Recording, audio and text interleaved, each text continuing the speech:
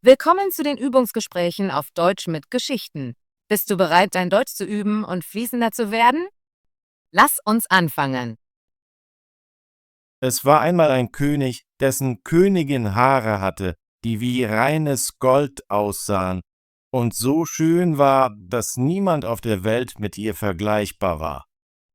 Doch leider wurde die Königin krank, und als sie spürte, dass sie sterben würde, rief sie den König zu sich. Sie sagte: Versprich mir, dass du niemals wieder heiraten wirst, es sei denn, du findest eine Frau, die so schön ist wie ich und goldenes Haar hat wie ich. Der König, voller Trauer, versprach es ihr. Nachdem sie dies gehört hatte, schloss sie ihre Augen und verschied. Der König war am Boden zerstört und dachte lange Zeit nicht daran, jemand anderen zu heiraten. Schließlich sagten seine Berater: So kann es nicht weitergehen. Der König muss wieder heiraten, damit wir eine Königin haben. Also schickten sie Boten aus, um eine Braut zu finden, die so schön war wie die verstorbene Königin. Doch es gab keine Prinzessin in der Welt, die so schön war, und selbst wenn es eine gegeben hätte, hätte keine goldenes Haar gehabt. Die Boten kehrten heim, ohne etwas gefunden zu haben. Der König hatte eine Tochter, die ebenso schön war wie ihre Mutter und ebenfalls goldenes Haar hatte. Als sie heranwuchs, sah der König sie an und erkannte, dass sie genau wie seine verstorbene Königin aussah. Er sagte zu seinen Beratern: Kann ich meine Tochter nicht heiraten? Sie sieht aus wie meine Frau. Wenn ich sie nicht heirate, werde ich niemanden finden, und ihr sagt, es muss eine Königin geben. Die Berater waren schockiert und antworteten: Himmel bewahre, dass ein Vater seine Tochter heiratet. Das wäre eine schreckliche Sünde. Seine Tochter war ebenfalls schockiert, hoffte jedoch, dass der König seine Meinung ändern würde. Sie sagte zu ihm: Bevor ich jemanden heirate, brauche ich 3 Kleider. Eines aus Gold wie die Sonne, ein anderes aus schimmerndem Silber wie der Mond und ein drittes, das wie die Sterne funkelt. Außerdem möchte ich einen Umhang aus 1000 Arten von Pelz, wobei jedes Tier im Königreich ein Stück seiner Haut geben soll. Sie dachte, das würde ihn dazu bringen, das Heiratsvorhaben zu vergessen. Doch der König befahl den besten Handwerkern im Königreich, die 3 Kleider zu machen, eines golden wie die Sonne, ein anderes silbern wie der Mond und das letzte funkelnd wie die Sterne. Er ließ auch seine Jäger die feinsten Felle aller Tiere im Königreich sammeln, und sie fertigten den Umhang aus 1000 Fellen an. Als alles fertig war, schickte der König es zu ihr. Doch in der Nacht, während alle schliefen, stand sie auf, nahm 3 ihrer Schätze, einen goldenen Ring, eine goldene Halskette und eine goldene Brosche, packte die Kleider in eine Nussschale, hüllte sich in den Pelzumhang und schmierte Ruß auf ihr Gesicht und ihre Hände. Sie betete um Hilfe und machte sich auf, reiste die ganze Nacht, bis sie einen großen Wald erreichte. Sie war sehr müde, setzte sich in einen hohlen Baum und schlief bald bis zum Mittag. Der König, der den Wald besaß, war mit seinen Hunden auf der Jagd. Sie fanden den Baum, schnüffelten um ihn herum, rannten im Kreis und bellten. »Schaut genau hin«, sagte der König zu seinen Jägern. »Seht nach, was für ein Wildtier ist.« Als die Jäger zum Baum kamen, berichteten sie: In dem hohlen Baum ist ein seltsames Wesen, dessen Haut scheint aus 1000 Arten von Pelz gemacht zu sein, aber es schläft fest. Der König sagte: Versucht, es lebend zu fangen, und wir nehmen es mit. Die Jäger hoben sie vorsichtig auf, und sie wachte erschrocken auf.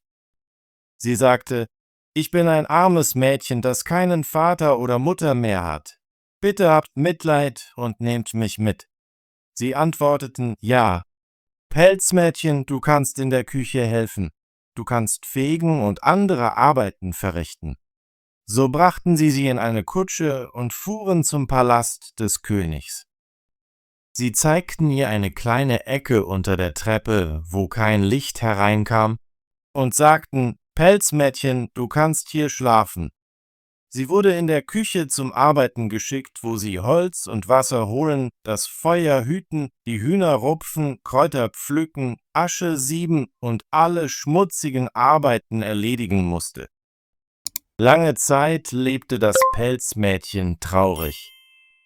»Oh, hübsche Prinzessin«, dachte sie, »was wird jetzt aus dir?« Eines Tages fand ein Fest im Schloss des Königs statt, und sie fragte den Koch: »Darf ich nach oben gehen und sehen, was passiert?« »Ich werde hinter der Tür stehen.« Der Koch antwortete: »Ja, aber sei in einer halben Stunde zurück, um die Asche zu reinigen.« Also nahm sie ihre Lampe, ging in ihr kleines Zimmer, zog den Pelzumhang aus, wusch den Ruß von ihrem Gesicht und ihren Händen ab und offenbarte ihre Schönheit, die wie die Sonne durch die Wolken schien.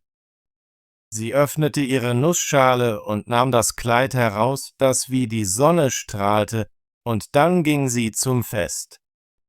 Alle machten Platz für sie, denn niemand erkannte sie. Sie dachten, sie müsse eine Prinzessin sein.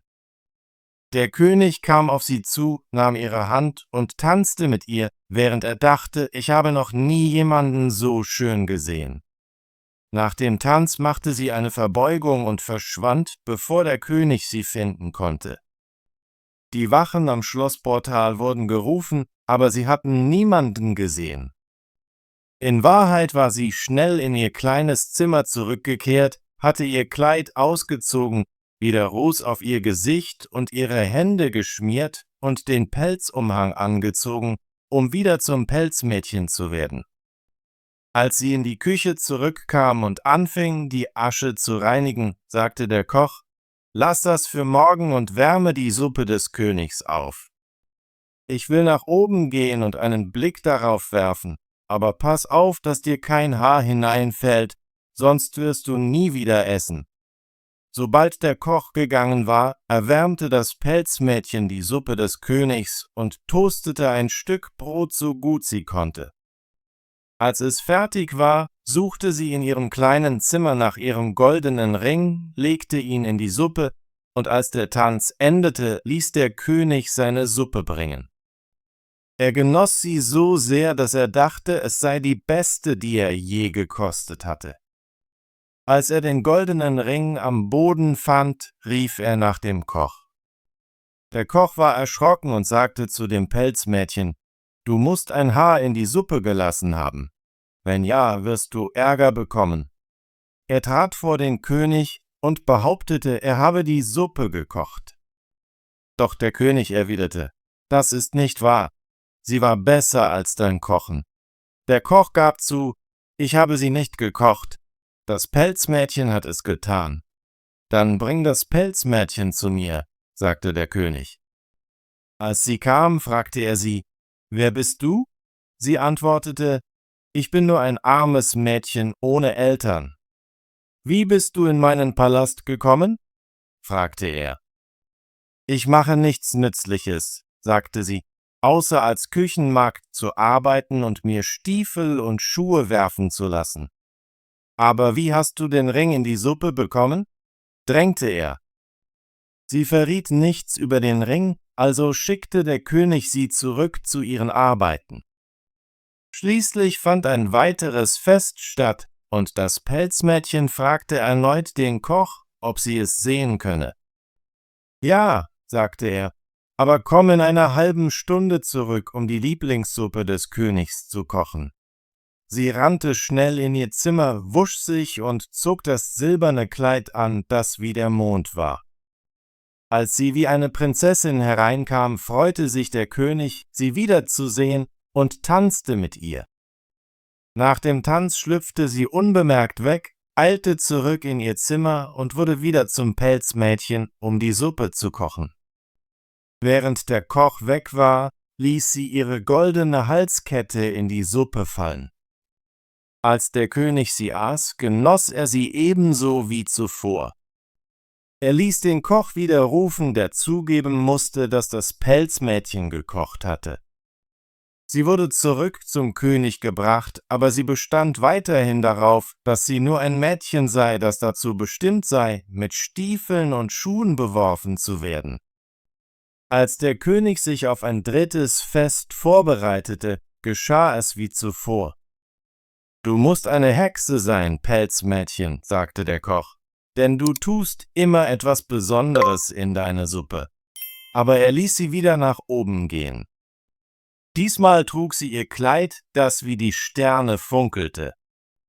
Der König tanzte erneut mit ihr und dachte, sie sei die schönste von allen. Während des Tanzes schob er ihr einen goldenen Ring an den Finger, ohne dass sie es bemerkte, und befahl, die Musik weiterzuspielen.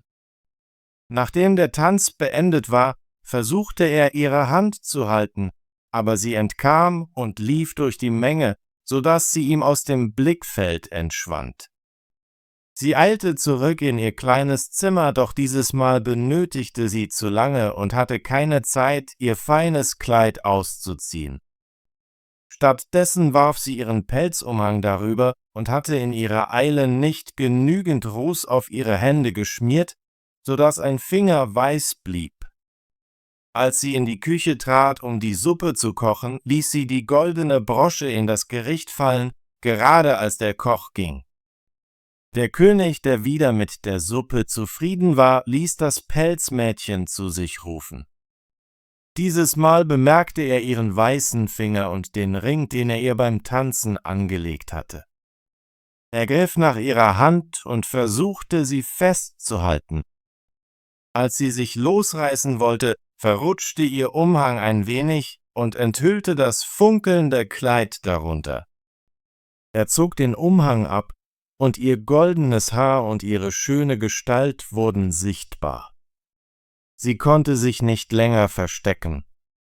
Sie wusch den Ruß und die Asche von ihrem Gesicht ab und offenbarte sich als die schönste Prinzessin der Welt.